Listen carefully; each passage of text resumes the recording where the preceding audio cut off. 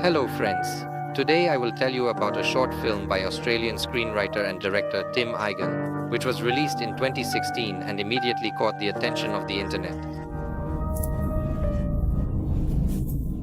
The director himself admitted that he wrote it, inspired by the sarcasm of his girlfriend, who had experienced severe depression.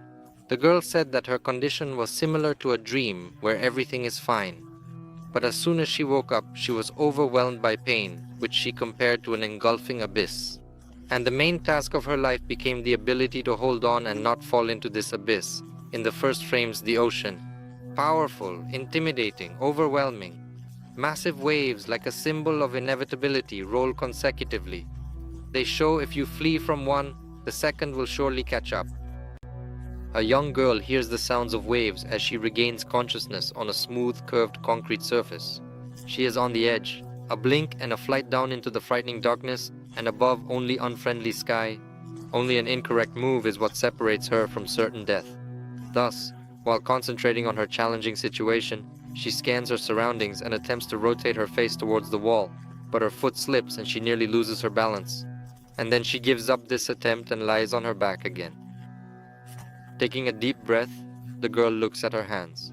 The right palm is torn, and the rough concrete, fingers were sticky with blood. Young hands glide over the worn puddles. The girl wipes her palm on her clothes, blows on the wounds, also does it with the other hand. Obedient palms allow you to hold on tighter. She pulls herself up slightly. The main thing is to avoid rushing and not give up. She repeats the action once more, and once more she ascends a few centimeters higher. She can only help herself with one leg. The second one is folded unnaturally, and attempts to pull it out lead to a threat of falling. And here she notices the same bloody traces on the opposite bend. So, someone else was also desperately clinging to life.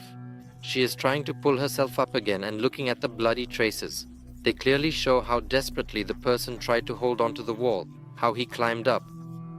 The girl fights for every centimeter. She simply cannot afford to give up, and in her case, it's not just a saying. And when hope for salvation becomes tangible and almost real, rain begins, which washes away the traces of its predecessors. Her body descends and she lets out screams of despair, but her pleas go unheard and nobody rushes to her aid. The girl removes a big chain from her neck, wraps it around her hand to create makeshift spikes, and leans against the wall with her hands again. She does not have the right to give up. The final frame. The bend is empty and untouched, completely clean. Only darkness below and sounds of the ocean. The film is symbolic from beginning to end. The viewer knows nothing about the heroine. Who is she? How did I get into such a desperate situation? What's this place? The author doesn't explain anything, giving everyone the right to draw their own conclusions. It's also an allegorical film. People, of course, are different. Someone, in a difficult situation, prefers to wait for its resolution. Someone takes action, climbing with all their might. And there are those who choose the easiest path and are ready to jump into the black abyss.